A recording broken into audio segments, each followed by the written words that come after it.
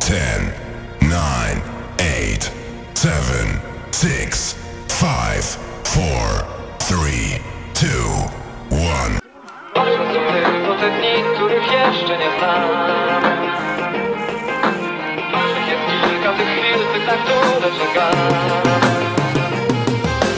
Każdy czasem ma w życiu swoją Hiroshimę, kiedy wszystko się wywraca i idzie z dymem. I wydaje się, że już dalej nie popłynę i wypada już tylko zasłonić kurtynę. To chyba najgłupsze, co mógłbyś zrobić w ciężkich chwilach. Świat wydaje się złowrogi, ale nawet najcięższe nałogi można przetrwać i stanąć znowu na nogi. Bo Ważne są tylko te dni, kiedy wyznaczasz nowe trasy, nie narzekając na ciężkie czasy. ważnych jest kilka tych chwil. Gdy pokazujesz tyle klasy i wstajesz po upadku jak wasyl, upadać i się podnosić, współcześnie herosi. Bo świat nie będzie się prosił, byś ruszył głową i stworzył siebie na nowo.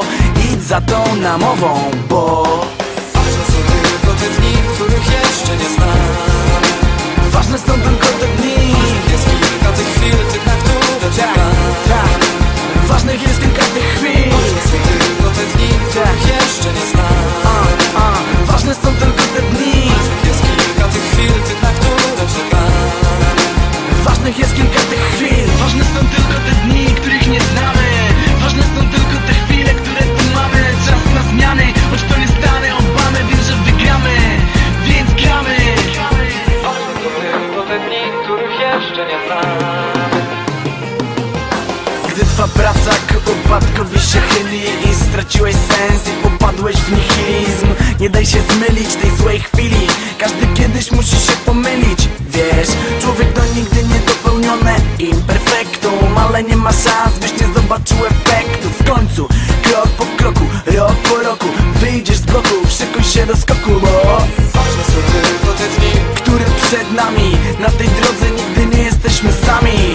jest kilka tych chwil. Których czujesz się zwycięsko, na które pracowałeś tak ciężko.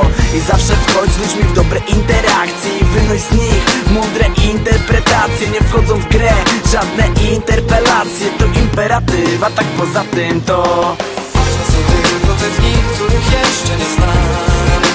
ważne są tylko te dni.